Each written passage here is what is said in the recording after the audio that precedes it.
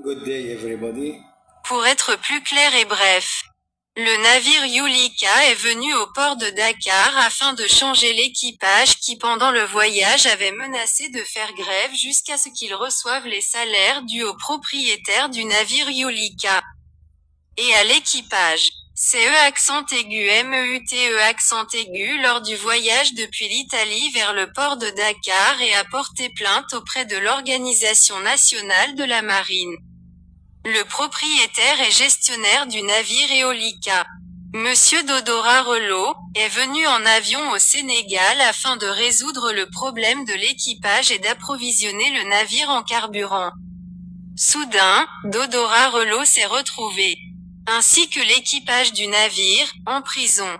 Selon les douanes de Dakar, il y avait une arme à bord du navire, coup de feu non déclaré.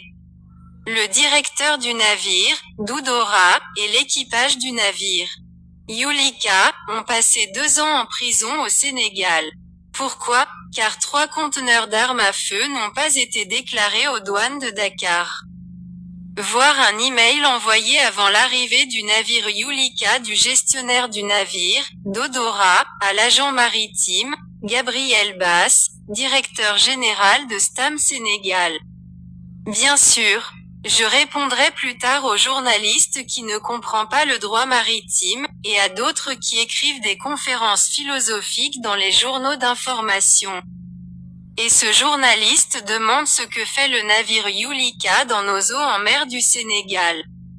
Il les considérait comme des passeurs et des criminels car ils fréquentaient les eaux du Sénégal. Je répondrai à ce journaliste et à d'autres.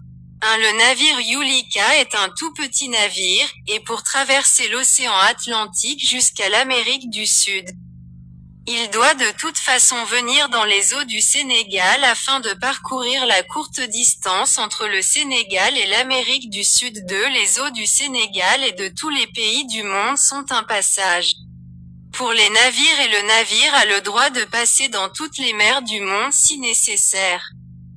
Et troisièmement, pourquoi ne voulez-vous pas non plus entendre et comprendre? Le gestionnaire du navire a envoyé à l'agent maritime, Gabriel Bass, toutes les informations et documents requis. Et le navire s'est arrêté légalement au port de Dakar, mais votre citoyen, Gabriel Bass, l'agent maritime, n'a pas informé les autorités du port de Dakar. Comprenez-vous? Lire l'email. Le gestionnaire du navire doit informer l'agent maritime, et l'agent maritime doit informer les autorités portuaires. Comprenez-vous? Vous et les autres ne voulez pas comprendre. Non pas pour le bien du Sénégal, mais pour protéger Djibril Bass, qui a commis des dizaines de crimes et que vous et d'autres comme vous ne voulez pas voir. Et vous le comprenez.